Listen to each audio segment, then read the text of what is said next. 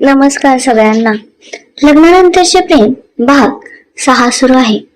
रात्रीचे 12 वाजले होते. जहागीरदार वाड्यात सगळीकडे शांतता पसरली होती. सायली तिच्या रूमच्या खिडकीतून खाली अंगणात बघत होती. अंगणातल्या त्या गेस्ट रूम मध्ये जिथे आजच वेदिकाचा जीव वाचवणारा तो शिवांश म्हणजेच राहुल थांबला होता, त्या रूमच्या खिडकीतून सायलीला सोनल दिसली होती. इतक्या रात्री सोनल तिथे काय करते आणि ती त्या अनोळखी मुलासोबत हसून का बोलते? सायलीच्या मनात प्रश्नांचं काहूर माजलं होतं.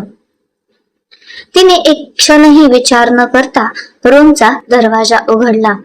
ती हळूहळू कुणालाही आवाज येऊ न देता जिन्यावरून खाली उतरली.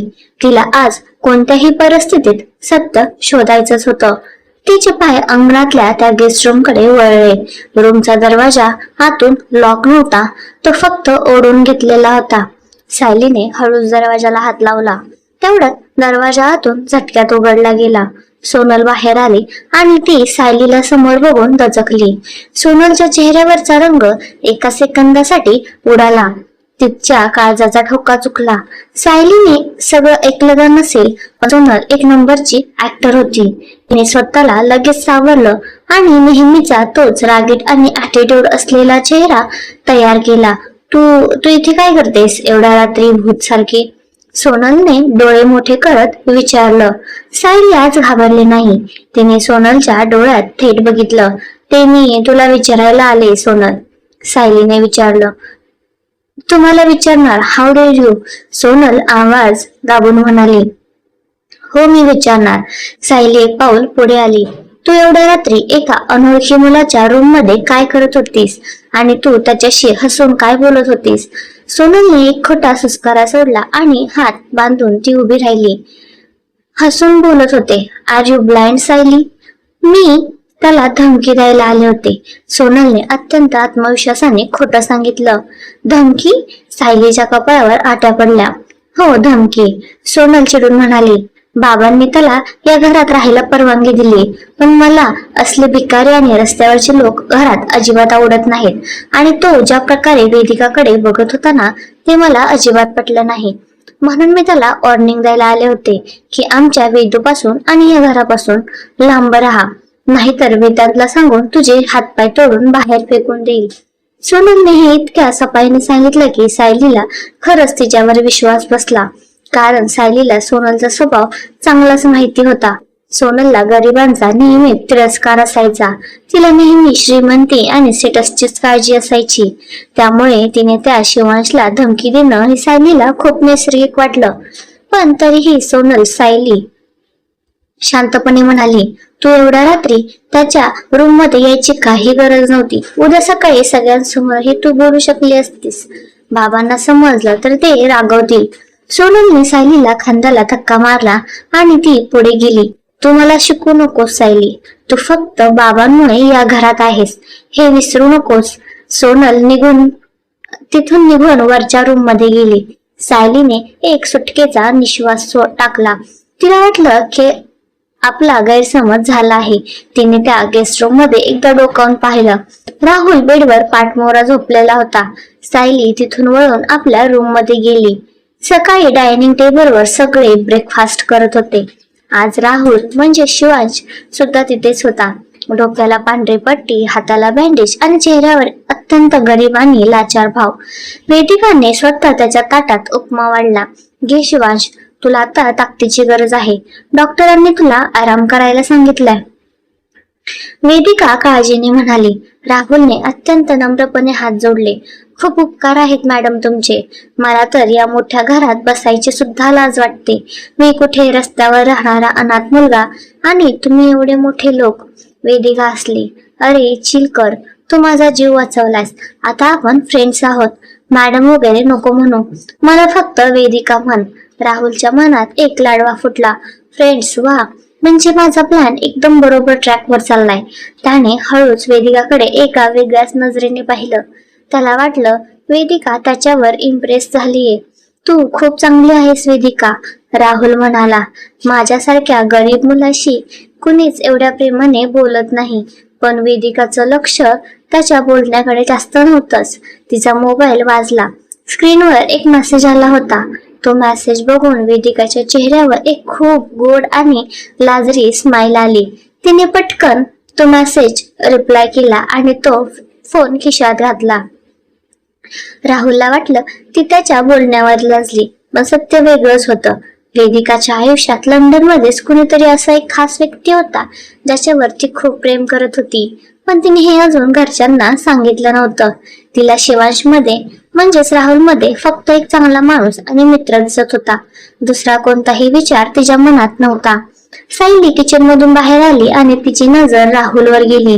तिला अजूनही हा मुलगा थोडा अजीबच वाटत होता. तो बोलताना खूप गरीब वाटत होता, पण सायलीने तो विचार तिथेच सोडून दिला, कारण तिला स्वतःचे वेगळे प्रश्न सोडवायचे होते. दुपारचे 3 वाजले होते. वाड्यात शांतता होती. वेदांत आज ऑफिसला गेला नव्हता. तो सोनलच्या आणि किडनॅपिंगच्या विचाराने खूप डिस्टर्ब होता. त्याला राग आला की तो नेहमी वाड्यातल्या एका मोठ्या रूम मध्ये बनवलेल्या त्याच्या पर्सनल जिम मध्ये जायचा आणि तो जिम मध्ये होता. अंगात फक्त एक साडू बनियान आणि ट्रॅक पॅन्ट. तो जोरात बॉक्सिंग पंचिंग बॅग वर पंचेस मारत होता. त्याचा पूर्ण चेहरा घामाने भिजला होता. त्याच्या डोक्यात फक्त सायलीचा तो आदल्या दिवशीचा आवाज घुमत होता. मी या घरची सून आहे. पुरावा असेल तरच बोला. कोण आहे ही सायली? आधी भित्री होती, आता बाबांचा सपोर्ट मिळताच माझ्या डोक्यावर बसायला लागलीये. वेदांत रागाने बॅगवर मारत होता. तो जवळजवळ 1.5 तास जिम मध्ये घाम गाळत होता. इकडे वेदांतच्या बेडरूम मध्ये सायली एकटीच होती. प्रतापरावांनी सक्त ताकीद दिली होती की वेदांतने सायलीला त्याच्या रूम मधून बाहेर काढायचं नाही. त्यामुळे सायलीचे कपडे आणि तिचं सामान वेदांतच्या रूम मध्ये एका बाजूच्या कपाटात ठेवलं होतं. दुपारची वेळ होती. सायलीला वाटलं की वेदांत जिम मध्ये गेलाय आणि तो लवकर वर येणारच नाही. सकाळपासून खूप काम करून तिला खूप गरम होत होतं. तिने रूमचा दरवाजा आतून बंद करायला विसरली आणि ती थेट बाथरूम मध्ये गेली. तिने एक शांत आणि थंड पाण्याची आंघोळ केली. आंघोळ झाल्यावर तिला आठवलं की ती टॉवेल आणि साडी बाहेरच रूम मध्ये बेडवर विसरलीये. सायलीने स्वतःला सावरलं. रूमचा दरवाजा बंद आहे असं तिला वाटत होतं. रूम मध्ये कोणीच नाहीये. मी पटकन साडी घेते असा विचार करून ती बाथरूमच्या बाहेर आली. तिने फक्त एक फिकट गुलाबी रंगाचा परकर आणि मॅचिंग ब्लाउज घातला होता. तिचे ते लांब काळे भोर केस पूर्णपणे ओले होते आणि पाठीवर मोकळे सोडलेले होते. तिच्या केसांमधून पाण्याचे थेंब तिच्या गोऱ्या आणि नाजूक मानेवर पडत होते. अंघोळीमुळे तिचा चेहरा एकदम फ्रेश आणि नैसर्गिकरित्या गुलाबी दिसत होता. तिच्या गोऱ्या अंगावर पाण्याची एक वेगळीच चमक होती. ती स्वतःशीच काहीतरी गुणगुणत बेडकडे वळली आणि त्या क्षणी रूमचा दरवाजा उघडला. वेदांत जिम मधून पूर्णपणे घामाघूम होऊन एक टॉवेल मानेभोवती गुंडाळून रूम मध्ये आला. त्याला खूप तहान लागली होती आणि त्याला फ्रेश व्हायचं होतं. तो आत आला आणि त्याचे पाय जागेवरच खिळले. त्याच्या हातातली पाण्याची बाटली खाली पडता पडता वाचली. समोर सायली उभी होती, साडीशिवाय फक्त परकर आणि ब्लाउज मध्ये. वेदांतचा श्वास तिथेच अडकला. तो एका सेकंदासाठी सगळं काही विसरला. त्याचा राग, त्याचा इगो, सोनल सगळं गायब झालं. त्याने सायलीला नेहमी फक्त साडी आणि रडक्या चेहऱ्याने पाहिलं होतं, पण आज पहिल्यांदा त्याने तिच्या खऱ्या सौंदर्याला पाहिलं होतं. तिची ती निरागसता, ते मोकळे ओले केस, ते टपोरे डोळे आणि ती नाजूक फिगर, ती खरंच एखाद्या अप्सरेसारखी सुंदर दिसत होती. वेदांतची नजर तिच्यावरून हटतच नव्हती. त्याच्या काळजाचाच ठोका चुकला होता. ही त्याची पत्नी होती, जिच्यासोबत त्याने 7 फेरे घेतले होते. सायलीने दाराचा आवाज ऐकला आणि ती झटक्यात मागे वळली. वेदांतला समोर उभं बघून सायलीच्या पायाखालची जमीन सरकली. आई ग! सायलीच्या तोंडातून एक हलकीशी किंकाळी बाहेर पडली. तिचे डोळे भीतीने आणि लाजीने मोठे झाले. तिने पटकन आपले दोन्ही हात स्वतःच्या छातीजवळ क्रॉस करून स्वतःला लपवण्याचा प्रयत्न केला. तिचा चेहरा लाजीने लालबुंद झाला होता. ती थरथर कापत होती. सर तुम्ही?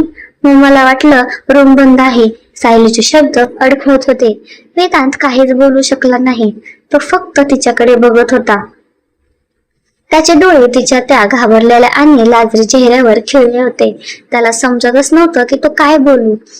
त्याच्या आत एक अजीब प्रकारची ओढ निर्माण झाली होती, जी त्याने याआधी कधीच अनुभवली नव्हती.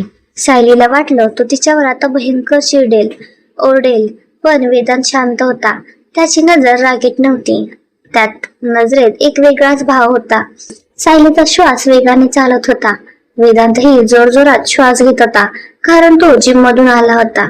त्या दोघांच्याही श्वासांचा आवाज त्या शांत रूम मध्ये स्पष्ट ऐकू येत होता. एक ऑकवर्ड पण अतिशय रोमॅन्टिक शांतता त्या दोघांमध्ये पसरली होती. सायलीला ती नजर सहन झाली नाही.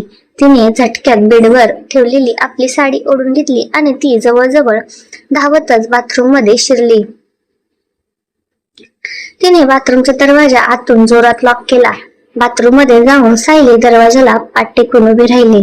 तिचं हृदय इतक्या जोरात धडधडत होतं की ते छातीतून बाहेर येईल असं तिला वाटत होतं. अरे देवा, हे काय झालं? त्यांनी मला असं बघितलं. सायलीने स्वतःचा चेहऱ्यावर हात ठेवला. तिचा चेहरा लाजेने लाल झाला होता. इकडे रूम मध्ये वेदांत तसाच दरवाजावर जवळ उभा होता. तो अजूनही त्या शॉक मधून बाहेर आला नव्हता. त्याने एक दीर्घ श्वास घेतला आणि डोळे मिटले. पण डोळे मिटल्यावरही त्याला फक्त सायलीचा तो ओला लाजाळू चेहरा दिसत होता. काय झालंय मला? वेदांत स्वतःशीच पुटपुटला. त्याने रागात मानेवरचा टॉवेल ओढला. ती सोनलची गुन्हेगार आहे.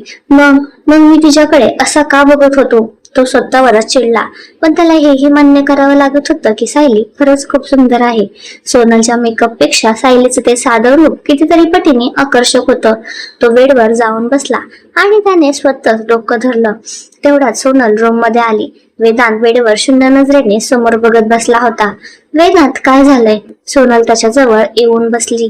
तिने त्याच्या खांद्यावर हात ठेवला. चल ना, आपण बाहेर कुठेतरी जाऊन येऊ. मला या घरात खूप बोर होते. वेदांतने दचकून तिच्याकडे पाहिलं. सोनलने खूप भारी मेकअप केला होता. लिपस्टिक लावली होती. सोनल, वेदांतने तिचा हात हळूच बाजूला केला. मला थोडं काम आहे, मी नाही येऊ शकत. सोनलला खूप राग आला. काम? कोणतं काम आहे? तू सकाळी तर म्हणाला होतास की आपण बाहेर जाऊ. म्हटलं ना नाही जायचं मला. वेदांत थोडा चिडून म्हणाला. सोनल शॉक झाली. वेदांत तिच्यावर कधीच चिडत नसे. त्याला अचानक काय झालंय? सोनलने विचार केला. तेवढ्यात बाथरूमचा दरवाजा उघडला गेला. सायली साडी नेसून बाहेर आली. तिने केस टॉवेलने बांधले होते. ती नेहमीसारखी शांत आणि साधी दिसत होती. सायलीने खाली मान घालून पटकन तिथून निघून जाण्याचा प्रयत्न केला, पण वेदांतची नजर पुन्हा तिच्यावर गेली. सोनलला हे लगेच नोटीस झालं. सोनलचे डोळे रागाने लाल झाले. हा वेदांत या सायलीकडे असा का बघतोय? नाही, मी माझा वेदांत या मुलीला हिरावून घेऊ देणार नाही. सोनलने मुद्दाम वेदांतला जोरात मिठी मारली. सायलीने हे पाहिलं, पण तिने काहीच रिॲक्ट न करता रूमच्या बाहेर पाऊल टाकलं. सोनल आणि वेदांतच्या त्या मिठीने सायलीला थोडं वाईट वाटत होतं. ती स्वतःला सावरण्यासाठी वाड्याच्या मागच्या बागेत येऊन बसली. तिथे कोणीच नव्हतं. तेवढ्यात तिला काहीतरी आवाज आला. गेस्ट रूमच्या मागच्या बाजूला एका कोपऱ्यात राहुल म्हणजे शिवांश उभा होता. तो फोनवर कुणाशी तरी अत्यंत हलक्या आवाजात पण रागात बोलत होता. सायली एका मोठ्या झाडामागे लपली आणि तिने ऐकण्याचा प्रयत्न केला. अरे मूर्खा, राहुल फोनवर इंग्लिश मध्ये बोलत होता. I told you to wait. मला इथे थोडे दिवस सेटल होऊ दे. ती वेदिका खूप इझी आहे. तिला मी माझ्या प्रेमात पाडलं की हे सगळं घर माझं होईल. तू फक्त तोपर्यंत शांत राहा. सायलीचे डोळे विस्पारले. इंग्लिश? हा शिवांश तर गरीब आणि अनाथ आणि अशिक्षित असल्याचं नाटक करत होता ना. मग हा एवढ्या फास्ट आणि फ्लुएंट इंग्लिश मध्ये कसा काय बोलतोय?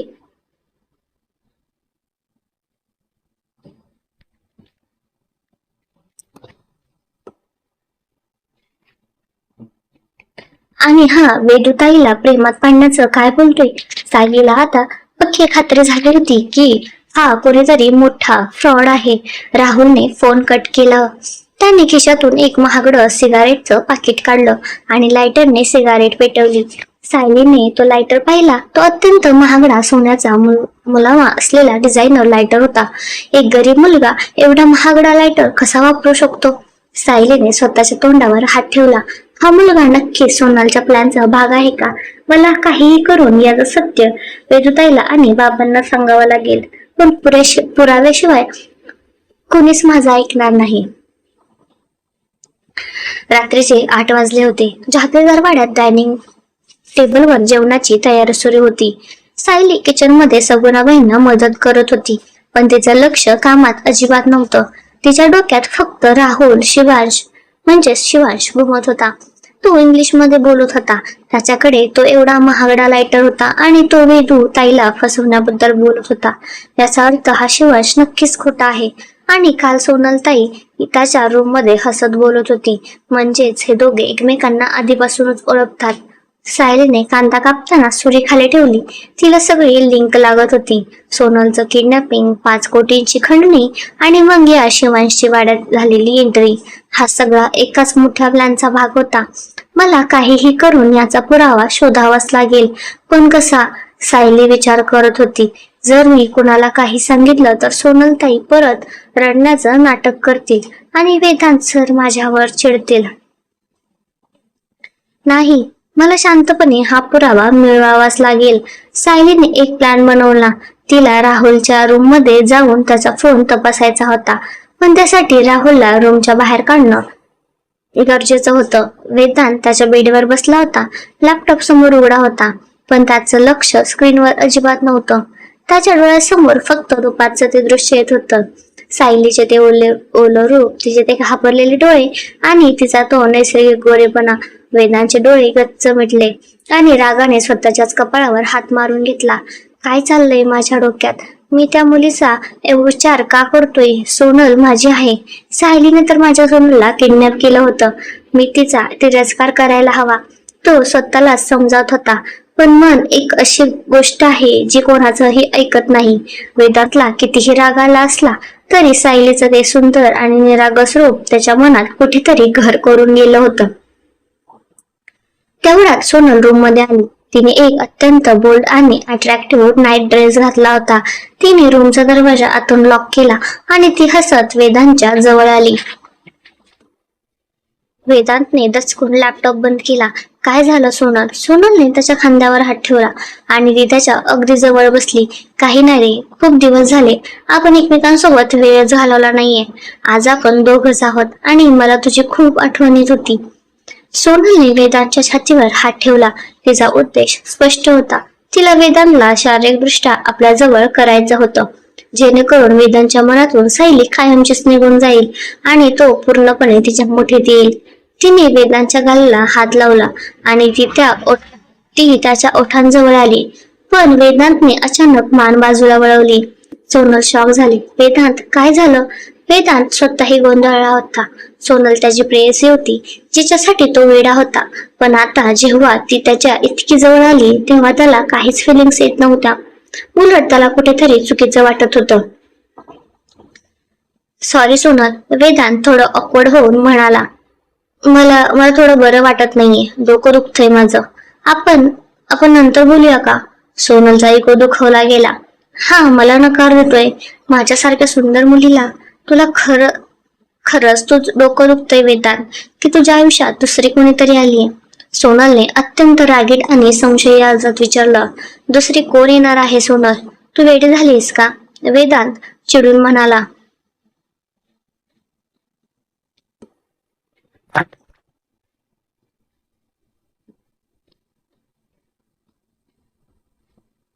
मला खरंच स्ट्रेस आलाय या सगळ्या गोष्टींचा. बाबांचा सपोर्ट सायलीला आहे, तू अजूनही पूर्णपणे सेटल झाली नाहीयेस. मला वेळ दे थोडा. वेदांत उठला आणि तो थेट रूमच्या बाहेर निघून गेला. सोनल बेडवर तशीच बसून राहिली. तिचे डोळे रागाने लाल झाले होते. ही सायली नक्कीच माझ्या वेदांतवर काहीतरी जादू करते. नाही, मी तिला या घरातून बाहेर काढेन. रात्र झाली. सगळे जेवायला बसले होते. प्रतापराव, वेदांत, वेदिका, सोनल आणि राहुल. सायली जेवण वाढत होती. सायलीने मुद्दाम राहुलच्या जवळ जाऊन त्याला पोळी वाढत असताना हळूच त्याच्या शर्टच्या खिशावर थोडीशी भाजी सांडली. अरे सॉरी शिवांश, सायली मुद्दाम घाबरल्यासारखं नाटक करत म्हणाली. माझ्याकडून चुकून भाजी सांडली. सोनलने सायलीकडे रागाने पाहिलं. तुला काम सुद्धा धड करता येत नाही का? आंधळी आहेस का? काही हरकत नाही ताई, राहुल अत्यंत नम्रपणे म्हणाला. मी साफ करून घेतो. अरे पण तुझ्या शर्टवर डाग पडेल, वेदिका काळजीने म्हणाली. तुझा शर्ट बदलून ये. हो, मी बदलून येतो. राहुल उठला आणि त्याच्या रूमकडे गेला. सायलीचा प्लॅन यशस्वी झाला होता. राहुल आता शर्ट बदलायला गेला होता आणि तो नक्कीच त्याचा फोन रूम मध्ये विसरणार होता. सायलीने सगुणाबाईंना सांगितलं की ते थोडं पाणी घेऊन येते आणि ती हळूच मागच्या दाराने राहुलच्या गेस्ट रूम कडे गेली. रूम मध्ये कोणीच नव्हतं. राहुल बाथरूम मध्ये शर्ट बदलत असावा. सायलीने हळूच दरवाजा ढकलला आणि ती आत गेली. तिचं हृदय जोरजोरात धडधडत होतं. जर ती पकडली गेली असली तर सगळे तिलाच बोलणार होते, पण तिला हा रिस्क घ्यायचाच होता.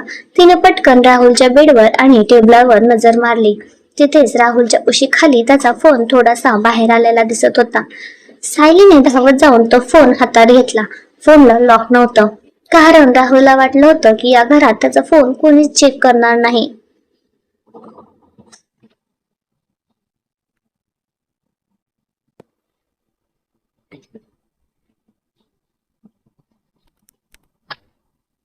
सायलीने पटकन गॅलरी उघडली. तिचे हात थरथरत होते.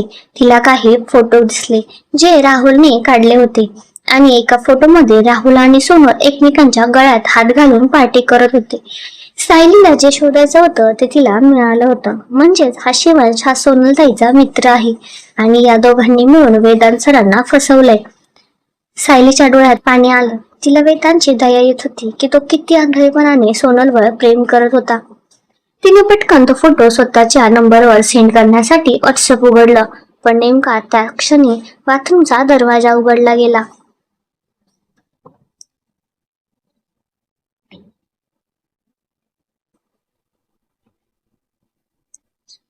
राहुल बाहेर आला. त्याने नवीन शर्ट घातला होता. सायलीच्या हातात आपला फोन बघून राहुलचे डोळे विस्पारले. त्याचा चेहरा एका सेकंदात बदलला. सायली शॉक झाली. तिच्या हातातून फोन खाली पडला. राहुलने धावत येऊन तो फोन उचलला. त्याने पाहिलं की गॅलरी उघडी आहे आणि सोनल सोबतचा तो फोटो स्क्रीनवर आहे. राहुलच्या डोळ्यात खूप राग होता. तो गरीब आणि लाचार शिवांश राहिला नव्हता. तो एक खतरनाक गुंड वाटत होता. त्याने सायलीचा हात जोरात पकडला आणि तिला भिंतीवर ढकललं. तू माझा फोन चेक करत होतीस? राहुल दात खात अत्यंत भीतीदायक आवाजात म्हणाला. सायली भीतीने थरथर कापत होती, पण ती आज मागे हटली नाही. हो, मी चेक करत होते, सायलीने हिम्मत करून म्हटलं. आणि मला समजलंय की तू सोनलताईचा मित्र आहेस. तुम्ही दोघांनी मिळून वेदांत सरांना फसवलंय. मी हे सगळं बाबांना सांगणार आहे. सायली दरवाजाकडे पळणार, पण राहुलने तिला केस धरून मागे खेचलं. सायलीच्या तोंडातून एक किंकाळी निघाला. तेवढ्यात राहुलने स्वतःचा हात तिच्या तोंडावर घट्ट दाबला. शांत बस, राहुल तिच्या कानात म्हणाला. जर तू एक शब्दही ओरडलीस तर मी आत्ताच या क्षणी तुझा गळा कापेन, समजलं? सायलीचे डोळे भीतीने मोठे झाले. राहुलने हसून म्हटलं, काय सांगशील तू म्हाताऱ्याला की मी सोनलचा मित्र आहे? कोणता पुरावा आहे तुझ्याकडे? हा फोटो बघ. राहुलने तिच्या समोर तो फोटो फोन मधून डिलीट केला.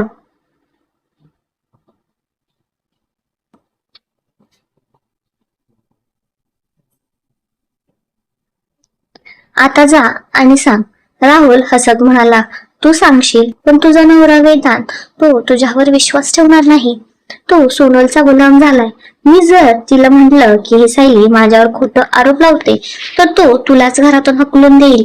राहुलने सायलीला जोरात खाली ढकललं. आणि ऐक, राहुल सायलीच्या जवळ खाली बसून म्हणाला. आज तू खूप मोठी चूक केलीस. आता तू माझ्या रडारवर आलीस. तू वेदांची पत्नी आहेस ना. मी तुला असा धडा शिकवेन की तू स्वतः आत्महत्या करशील. आता इथून मुकाट्याने चालती हो. सायली रडत रडत उठली. तिच्याकडे कोणताही पुरावा उरला नव्हता. राहुलने तिची सगळी वाट बंद केली होती. ती मुकाट्याने रूमच्या बाहेर पडली. सगळे झोपायला गेले होते. सायली वाड्याच्या मागच्या बागेत एका बेंचवर एकटी बसली होती. ती खूप रडत होती. तिला समजत नव्हतं की ती काय करू. ती वेदांतला काहीही सांगू शकत नव्हती, कारण वेदांत तिच्यावर कधीच विश्वास ठेवणार नव्हता. तेवढ्यात तिथे कोणीतरी आलं. तो वेदांत होता. वेदांतला झोप येत नव्हती. तो सिगारेट ओढण्यासाठी बाहेर आला होता. त्याने सायलीला बेंचवर रडताना पाहिलं. नेहमी सायलीला रडताना बघून वेदांतला राग यायचा. त्याला वाटायचं की ती नाटक करते, पण आज त्याला राग आला नाही.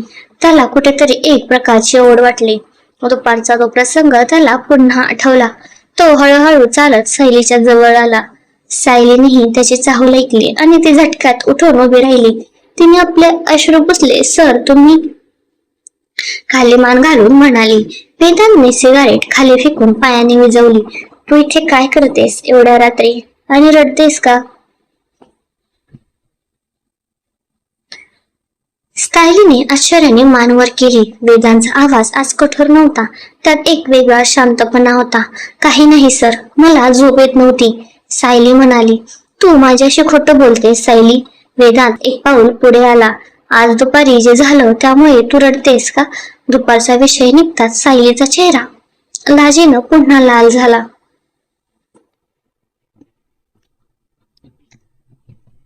तिने पटकन आपली साडी सावरली. नाही सर, तसं काहीच नाहीये, मी जाते.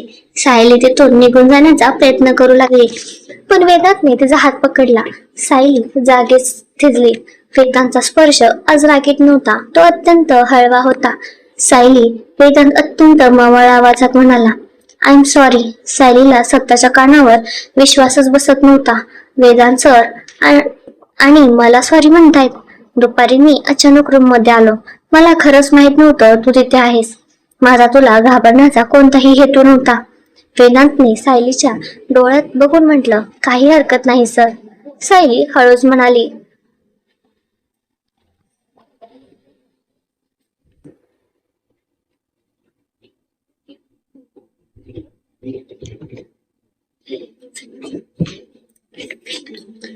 वेदांतने तिचा हात सोडला. तो थोडा ऑकवर्ड झाला होता. आणि तू बाबांमुळे या घरात आहेस, पण जोपर्यंत तू या घरात आहेस मी तुला कोणताही त्रास देणार नाही, हे माझं प्रॉमिस आहे. एवढं बोलून वेदांत तिथून निघून गेला. सायली त्याच्या जाणाऱ्या पाठमोऱ्या आकृतीकडे बघत राहिली. तिच्या मनात आता एक वेगळीच भावना निर्माण झाली होती. जो माणूस तिचा तिरस्कार करत होता तो आज तिच्याशी आदराने बोलत होता. पण सायलीला माहिती होतं की हा आनंद जास्त काळ टिकणार नाही, कारण तिकडे राहुलच्या रूम मध्ये राहुलने सोनलला बोलावून घेतलं होतं. सोनल, राहुल रागाने म्हणाला. त्या सायलीला सगळं समजलंय. तिने माझ्या फोन मध्ये आपला फोटो पाहिलाय. काय? सोनल शॉक झाली. अरे देवा, आता काय होणार राहुल? ती प्रतापरावांना सांगेल. ती काही सांगू शकणार नाही कारण मी फोटो डिलीट केलाय. राहुल हसत म्हणाला. पण आता आपण तिला जिवंत सोडू शकत नाही. ती आपल्या रस्त्यातला खूप मोठा काटा आहे. मग काय करायचं? सोनलने विचारलं. राहुलने सोनलच्या कानात आपला प्लॅन सांगितला. तो प्लॅन ऐकून सोनलच्या चेहऱ्यावर एक भयंकर हसू आलं. परफेक्ट, सोनल म्हणाली. उद्या हे सायली कायमची या घरातून बाहेर पडेल आणि तीही सर्वांसमोर अपमानित होऊन. तुम्हाला हा भाग कसा वाटला? कमेंट